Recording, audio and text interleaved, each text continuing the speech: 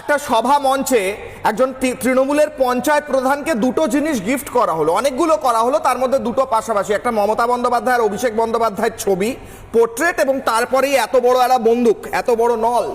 পরে বললো না না ভুল হয়ে গেছে, ওটা খেলনা ছিল, খেলনা বন্দুক, এত বড় গিফট করছে। কি মেসেজটা কি? খেলনা বন্দুকও যদি হয়।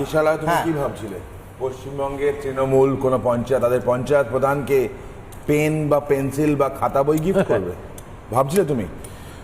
তৃণমূল বন্দুকই গিফট করবে। ওই বন্দুকের নল ক্ষমতার উৎস। এবং তৃণমূলের কর্মীদের দেখলে আমার মায়া হয়। দেখছি মারছে তৃণমূল, মরছে তৃণমূল। আরও একটু ভেঙে বলি, ফ্যাক্ট বলি, মারছে তৃণমূলের মুসলমান, মরছে তৃণমূলের মুসলমান। এটাই হচ্ছে অ্যাকচুয়াল ফ্যাক্ট। পশ্চিমবঙ্গে গণতন্ত্র চলছে না, পশ্চিমবঙ্গে গানতন্ত্র চলছে। গানতন্ত্র।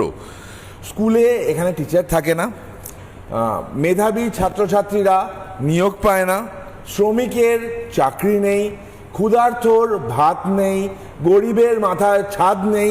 এই নেই এর সাম্রাজ্যে আমাদের মাননীয়া হলো কুইন।